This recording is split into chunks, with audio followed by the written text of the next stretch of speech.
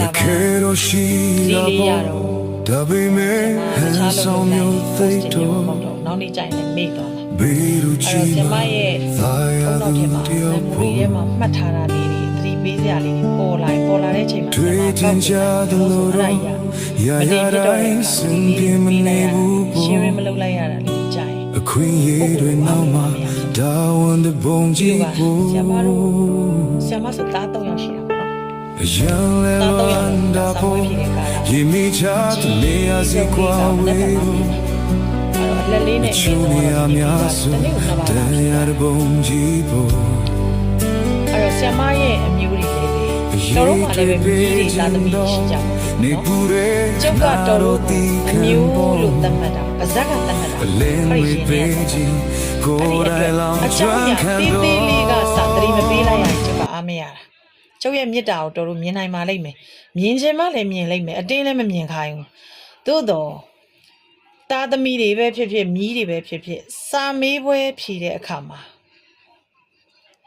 ကျုပ်တို့မှားနေတဲ့ကျူးလွန်မိနေတဲ့ကျုပ်အပါဝင်တော်တို့အပါဝင်မိဘတော်တော်များများလက်ခံရင်လည်းလက်ခံနိုင်ပါလိမ့်မယ်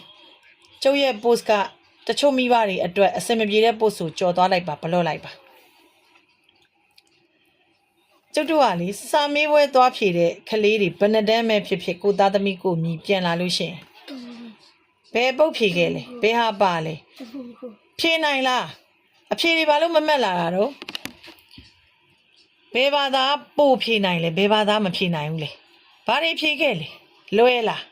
ခက်လားပြန်ဖြေကြည့်ရင်ပေးမေးကုန်တကယ်ရတော့လေအဲ့ဒါနှိမ့်ဆက်နေတာသူတို့ဘက်ကတွေးကြည့်မယ်ဆိုရင်စာမေးပွဲခန်းထဲမှာ1နာရီခွဲ2နာရီနီးပါသို့မဟုတ်45မိနစ်ပေါ့နော်ချွေးရည်တန်နေနဲ့သို့မဟုတ်အုံနောက်တွေကကြက်ထားတဲ့လေးလာမှတ်သားထားတဲ့စာလေးတွေကိုအုံနောက်ထဲကတစ်ဆင့်ကြက်မှတ်ထားတဲ့အသိဉာဏ်တွေကတစ်ဆင့်စာရွက်ပေါ်မှာချရေးရတာအရင်ပင်မန်းပါတယ်သူတို့လေးတွေမှာလေနောက်ဘာသာရက်တွေအများကြီးဖြစ်နေတဲ့အတွက်တော်တို့ကျုပ်တို့ကကျုပ်တို့လူချင်းနဲ့အတ္တအတိုင်းသူတို့ကိုပုံစံကွက်ထဲမှာထည့်နေတာတကယ်ကတော့စာမေးပွဲခန်းနဲ့မဝင်ခင်ပွဲမဝင်ခင်အပြင်ကကျင်းပဆိုတဲ့အတိုင်းကိုသားသမီးကိုမြီးကိုတူကိုသားဒီမှာပဲ